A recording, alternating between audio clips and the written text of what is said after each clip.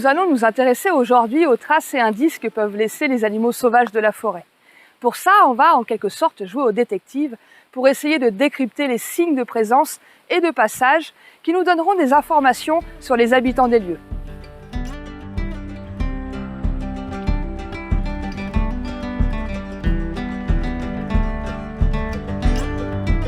Quand on pense aux traces, on pense immédiatement aux empreintes de pas. Mais ce ne sont pas les seuls indices que l'on peut trouver. Il y a également des restes de nourriture, des terriers, des nids, des traces sur les arbres, des crottes, des pelotes de réjection et plein d'autres choses encore.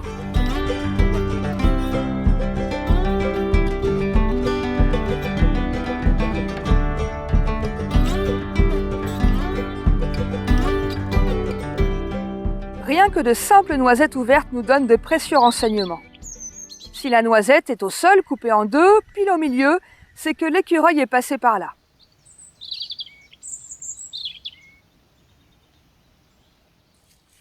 Si la noisette est plutôt rongée par de toutes petites dents, alors les mulots n'habitent pas loin. Et si vous la découvrez ouverte, coincée dans l'écorce d'un chêne, dans ce cas, c'est certainement la citelle torche-peau qui l'a mangée.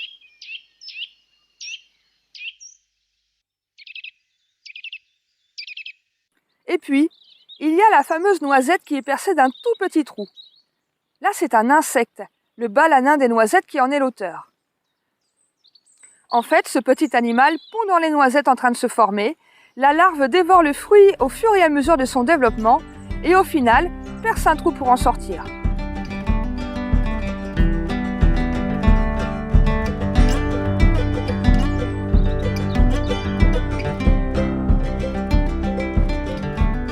Les cônes des résineux, vous savez, c'est ce que l'on appelle communément les pommes de pin, sont également très appréciés des habitants des bois.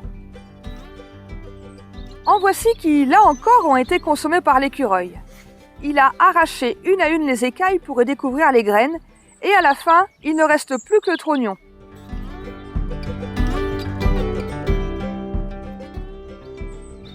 Les mulots peuvent également en manger, mais dans ce cas, les écailles ne sont pas arrachées mais rongées.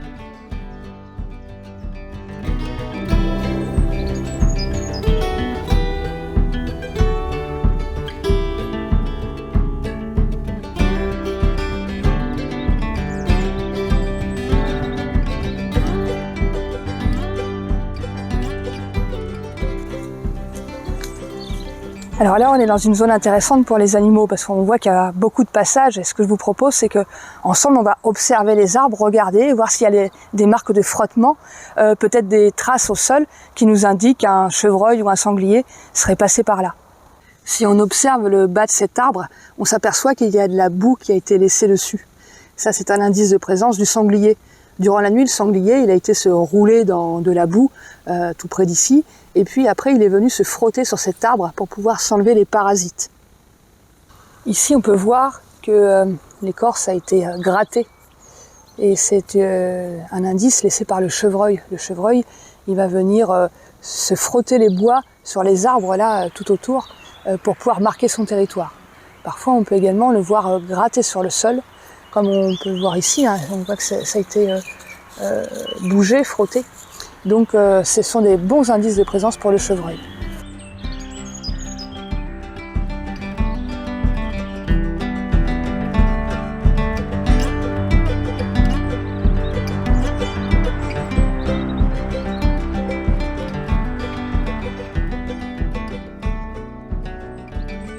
On trouve souvent plein d'indices sur les arbres morts.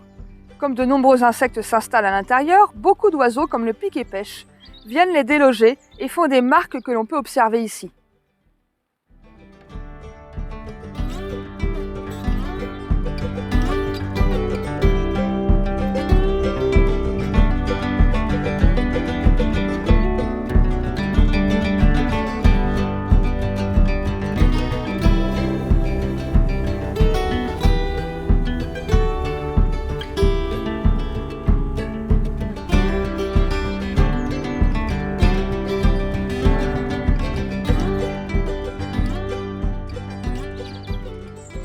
Chez les animaux, et notamment les mammifères sauvages, les crottes servent souvent à marquer le territoire. C'est pour cela qu'elles sont généralement déposées bien en évidence, sur des endroits stratégiques qui peuvent être des souches, des pierres ou bien au beau milieu d'un chemin. Par exemple, ici est passée une martre, là un renard. Et si l'on trouve une crotte sur un rocher au milieu de la rivière, c'est peut-être la loutre qui est passée par là.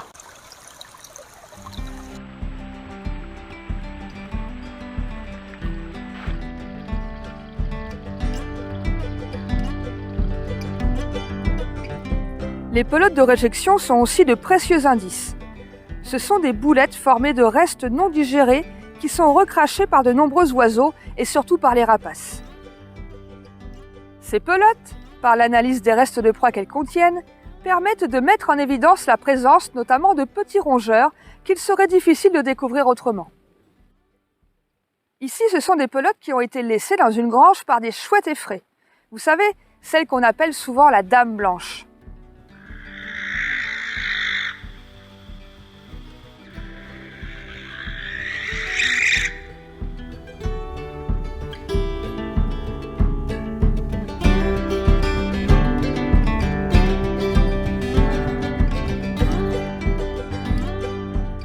Les habitations des animaux sont en général des indices assez visibles.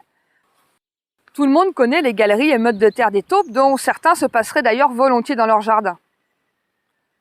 On peut aussi repérer facilement les petits trous des terriers de mulots, qui sont très nombreux en forêt et le long des chemins.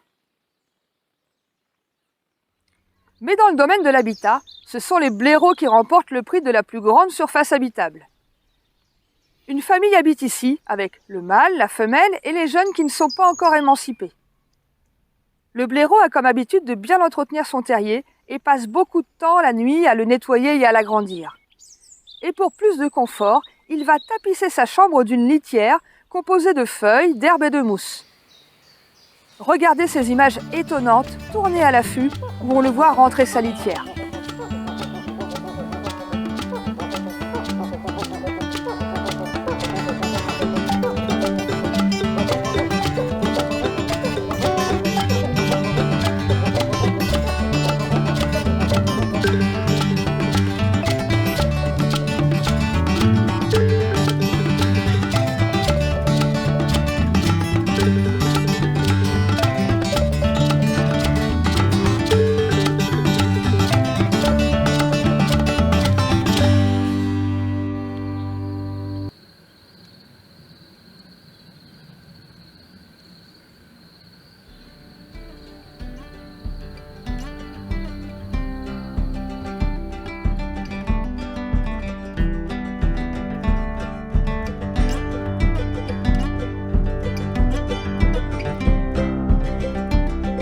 Les traces de pas sont quant à elles difficiles à découvrir.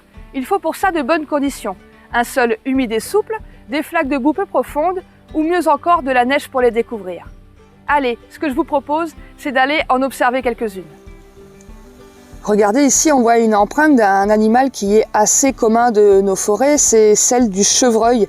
Donc on voit qu'il possède des sabots. C'est une trace qui n'est pas très grande, elle ne fait pas plus de 5 cm, contrairement à celle du cerf qui peut atteindre 10 cm.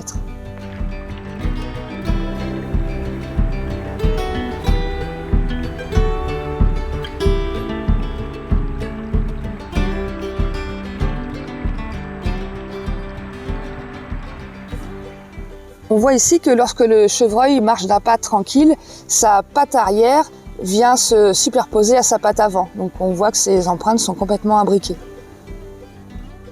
Ici, la trace ressemble à celle d'un chevreuil, mais en 2 fois plus grand. Il s'agit du cerf. La taille de ses sabots atteint les 8 cm.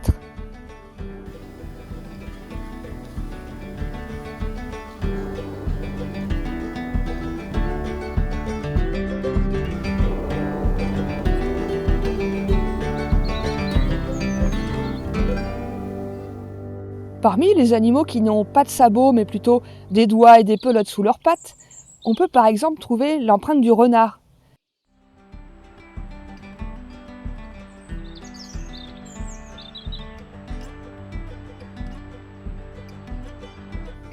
Ici, regardez cette trace. On voit très clairement 4 doigts et un coussinet.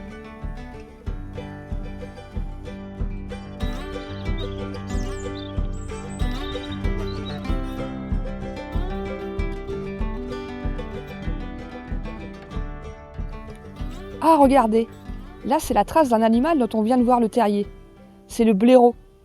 Ici, on peut observer sa patte avant et on voit très clairement 5 doigts qui sont munis de grandes griffes, bien visibles ici.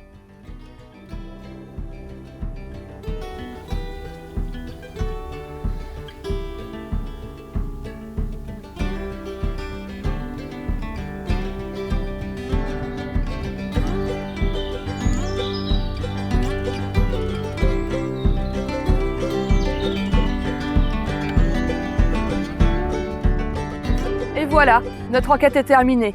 Nous avons pu, sans les rencontrer, révéler la présence de nombreux animaux sur le secteur. Vous aussi, vous pouvez vous initier à cette pratique. Une paire de bottes, un petit guide de terrain et pourquoi pas un appareil photo. Et vous pourrez passer de longues heures à la recherche des traces et indices de la faune sauvage qui vous entoure.